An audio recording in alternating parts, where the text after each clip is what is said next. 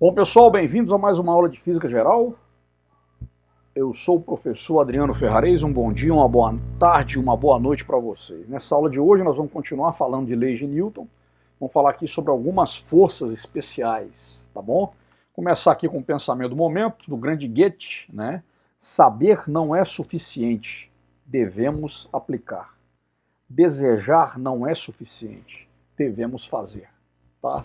Então uma reflexão aí desse grande filósofo alemão, o Goethe. Muito bem, né? Instrumentos para medir massa, né? Então nós já vimos aí, né, a questão da primeira lei de Newton, né, em que a medida da inércia de um corpo é a sua massa.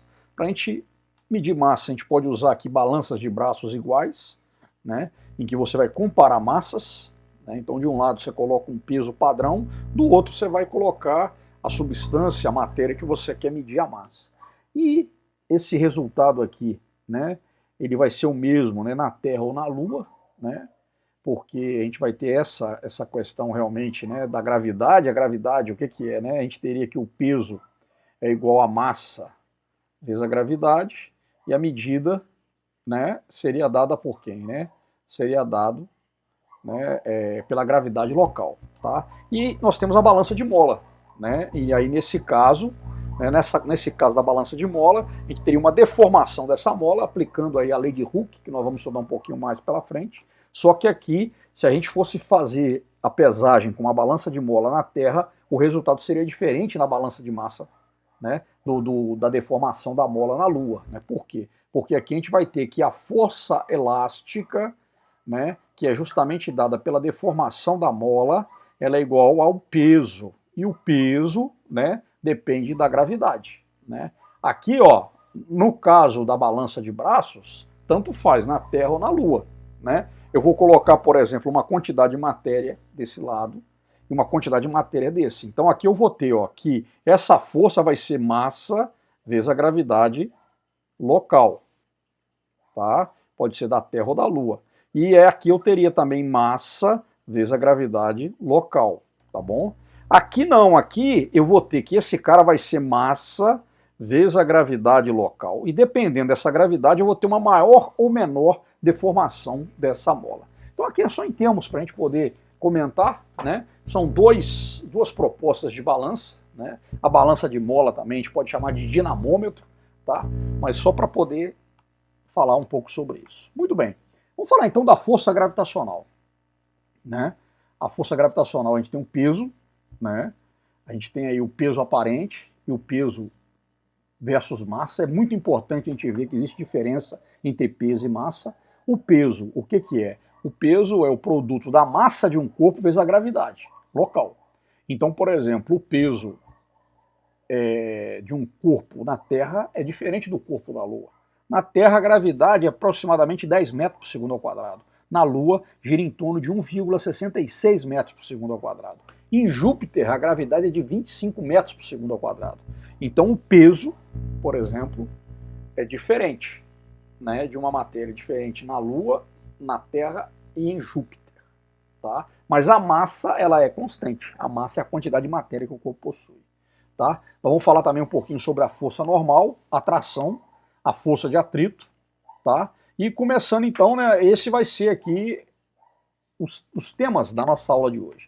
Começando pela força gravitacional, né, a gente tem a lei da gravitação universal, né, que foi enunciada pelo Newton em 1666, né, e ela diz o seguinte, né, que é a força, né, de atração entre as massas. Se eu tiver dois corpos, um de massa mzão e um de corpo massa mzinho, a força que vai agir sobre esses corpos devido às suas massas, ela é diretamente proporcional ao produto das massas e inversamente proporcional ao quadrado da distância.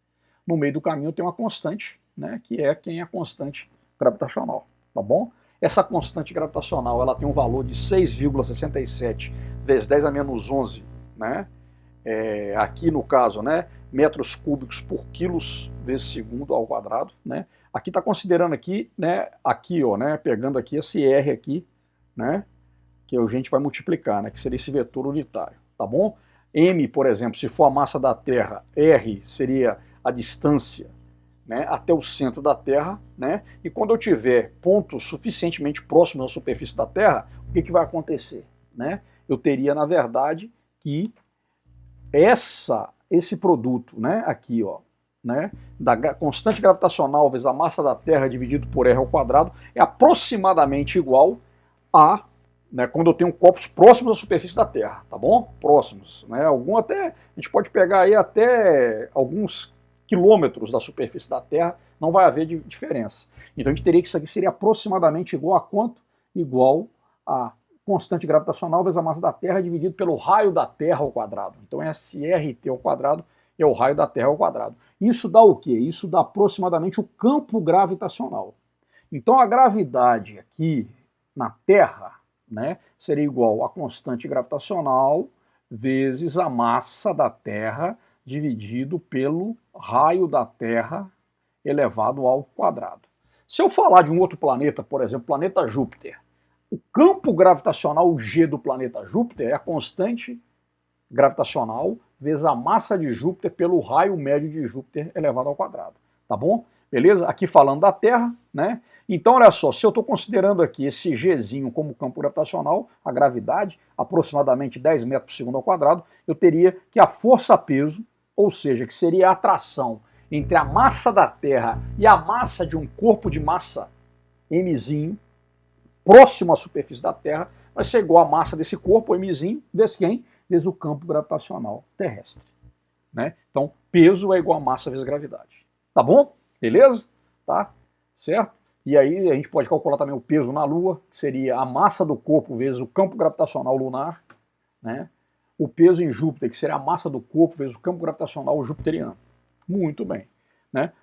Se a gente considerar então a Terra como sendo um referencial, o peso de um corpo coincide com a força gravitacional exercida sobre ele. Muito bem. A reação normal de apoio ou força normal, né? Ela pode ter aí, né, essas orientações, tá? E o que é a reação normal de apoio? Quando um corpo ele exerce uma força sobre uma superfície, tá? Um corpo apoiado sobre uma superfície, o que vai acontecer? A superfície ela vai se deformar, né? Muitas vezes essa deformação é imperceptível, e ela vai empurrar esse corpo com uma força normal, ou seja, uma força perpendicular à superfície, tá? Então aqui a gente tem uma mão aqui, ó, empurrando quem? Empurrando a parede.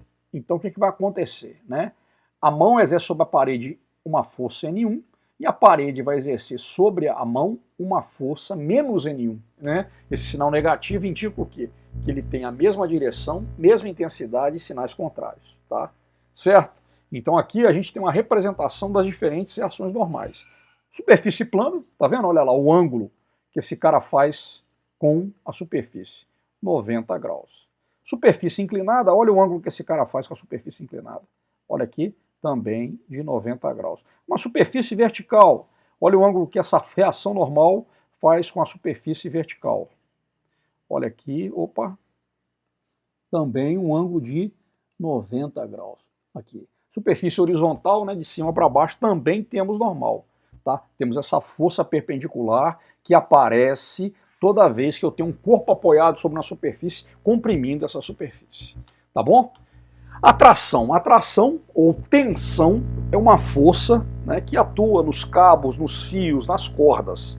Então, quando a gente tem uma corda que é presa a um corpo e essa corda é esticada, a gente diz que essa corda está tracionada ou tensionada, tá? Então, essa corda esticada ela vai exercer sobre o corpo uma força que é orientada ao longo da corda, tá? Então, vamos imaginar que eu tenho aqui um sistema de duas massas M1 e M2, tá? Ligadas por uma corda de massa M, de acordo com o esquema que a gente vai ver a seguir, né? Se a força F é aplicada ao sistema, a gente pode escrever isso aqui, ó. Então, olha só. Ó, aqui eu tenho a força F puxando o corpo M. E entre o corpo M2, né? Entre o corpo M1 e o M2 existe uma corda. Nesta corda vai se manifestar o quê? Uma atração, uma tensão. Essa corda vai estar tensionada, né? Então, olha só, se eu posso aqui fazer uma análise de corpo livre. Bom, pessoal, aí para o caso, né, dessa massa ela ser desprezível comparado com a massa M1 e M2, o que nós vamos ter, né? Essa massa M, normalmente, geralmente, né, na maioria dos exercícios envolvendo tração e despreza a massa da corda. Então a gente vai ter, na verdade, o quê? Que isso tudo aqui ele vai ser igual a zero, de forma que a gente vai ter que a tração 2 menos a tração 1 é igual a zero. De forma que a gente vai ter o quê? O módulo da tração 1 é igual ao módulo da tração 2. Tá certo? Né? Então a gente sempre vai ter essa situação. Obviamente que a tração 1 e a tração 2, elas representam as trações no mesmo fio. Mas a tração 1 aponta para a esquerda e a tração 2 aponta para a direita. Estão vendo aqui? Então a gente tem essa situação, tá bom? Beleza? E aí, né, como a gente disse, tá bom? O que vai acontecer, né? Quando você despreza, então, o valor da corda, se for muito pequena a massa da corda, você vai ter que as trações tenham o mesmo módulo. Beleza? Força de atrito, né? A força de atrito é uma força que sempre vai agir contrariando o movimento do corpo, ou a tendência de movimento que esse corpo tem, tá? Eu vou ter duas formas de força de atrito, que é a força de atrito estático, né? Em que o valor máximo dessa força, né? Força de atrito estático, obviamente, age nos corpos em repouso, em que o valor máximo dessa força de atrito estático é aquele valor que ela assume quando o corpo está prestes a se movimentar. Ou seja, no limiar do movimento do corpo, a força de atrito estático assume o seu valor máximo, que é dado por quem? É dado pelo coeficiente de atrito estático vezes a reação normal de apoio, tá bom? Então imagina que eu tenho ali uma caixa, tá? E alguém empurra essa caixa sobre uma superfície horizontal. Quando a caixa, né, a pessoa vai empurrando, aumentando a força. À medida que ela vai aumentando a força de atrito estático também aumenta, né, considerando que a caixa ainda está em repouso. A caixa ainda está em repouso, a pessoa aumentando a força que ela aplica, né, o que você vai ter? Né? Vamos imaginar então isso aqui, ó, aqui está a caixa, né, aqui está a força F que a pessoa aplica, né, e a pessoa vai aplicando essa força F, variando o valor dela, e aqui está a força contrária, a tendência de movimento, que seria a força de atrito estático. Tá bom? Agora, o que vai acontecendo? Essa força de atrito estático, ela vai aumentando. Vai aumentando. Por quê? O cara vai aumentar essa força F aqui. Essa força F aumenta, a força de atrito estático também aumenta, e a caixa não sai de um lugar. Na hora que a caixa está prestes a se mover, ou seja, quando essa força F é maior do que a força de atrito estático, o que vai acontecer? A força de atrito estático assume seu valor máximo, que é dada por quem? Por esse coeficiente de atrito estático, que é uma característica da superfície, tá bom? Dois copos, vamos supor que esse piso aqui, ele seja de cerâmica, tá? E a caixa seja de madeira. Então, entre a caixa, o fundo da caixa e o piso, existe um coeficiente de atrito que é específico para essas duas superfícies em contato. Entenderam? Então, dependendo das superfícies em contato, eu vou ter um maior ou menor coeficiente de atrito. E o que vai acontecer? Essa força de atrito, ela depende diretamente da reação normal de apoio, né? E obviamente que aqui, ó, na direção vertical, eu vou ter normal e vou ter quem? Eu vou ter para baixo o peso, né? Fazendo aqui o diagrama de forças para essa situação aqui. Estão entendendo? Tá bom? Então a força de atrito estático é a que age no corpo quando ele está parado, né? A mesma coisa acontece aqui, ó. Imagina que eu tenho aqui um plano inclinado, um plano inclinado, tá? Com uma determinada inclinação, um ângulo θ aqui de inclinação, e aqui eu tenho uma caixa, um bloco. Esse bloco está o quê? Ele está em repouso. Isso quer dizer o quê? Que sobre esse cara vão agir o peso, a reação normal de apoio e, obviamente, que a tendência desse cara qual que seria? Seria desse cara o quê? Desse cara descer, né? Ele realizar um movimento descendo o plano. Só que aqui sobre ele vai agir quem? Vai agir uma força de atrito. Né? A força de atrito. Ó, a força de atrito. Que força de atrito é essa? É a força de atrito estático. Né? Cujo valor máximo, né? Se eu aumento essa inclinação, o que vai acontecer? A tendência desse cara vai aumentar. Quando estiver no limiar do movimento desse bloco no plano inclinado, ela vai assumir esse valor máximo aqui, que seria o coeficiente de atrito estático, né, entre esse plano, suponhamos um plano de madeira e um bloco de acrílico, né, e a reação normal de apoio, tá bom? Do plano sobre o corpo, tá? A outra força de atrito que nós vamos ter é a força de atrito que é cinético. Essa força ela vai agir nos corpos em movimento, contrariando sempre quem? Sempre contrariando o sentido do movimento do corpo. Tá? Essa força de atrito cinético ela vai ser igual a quanto? A um coeficiente de atrito cinético, tá? É diferente do coeficiente de atrito estático, vezes a normal, tá bom? Então a força de atrito cinético é força de atrito cinético, dada em newtons, coeficiente de atrito cinético é um adimensional, importante dizer, né? Não tem dimensão, adimensional, e a reação normal de apoio N, tá bom? Importante, pessoal, né, para superfícies, a gente sempre vai ter isso aqui, ó, o coeficiente de atrito estático ele é sempre maior que o coeficiente de atrito cinético. Então, para uma dada superfície lá, vamos supor que o atrito cinético, o coeficiente de atrito estático, perdão, seja 0,5. O coeficiente de atrito cinético vai ser menor do que isso, ou vai ser 0,4 ou vai ser 0,3. Tá bom? Então, isso aqui é uma regra, tá?